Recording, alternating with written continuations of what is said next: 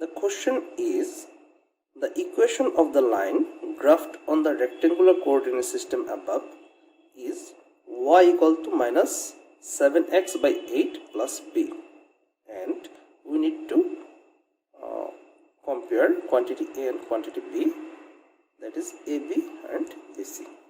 Okay, and we know the equation of line is y equal to mx plus b, and here we have y equal to minus 7 by 8 of x plus b. That means minus 7 by 8 is the slope of the line. Okay, and we can think about these 2 points A and C, and we know the slope is delta y by delta x.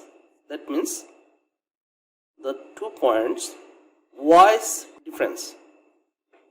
Okay, the points A and C, the y's difference is you can say BC is the y's difference, and here delta y is equal to 7 and delta x equal to 8. Okay, then y's difference, which is BC, is 7, and x's difference, that is AB, is 8. Okay, then our quantity A is AB, quantity B is BC. We see AB is 8, BC is 7, and quantity A is greater.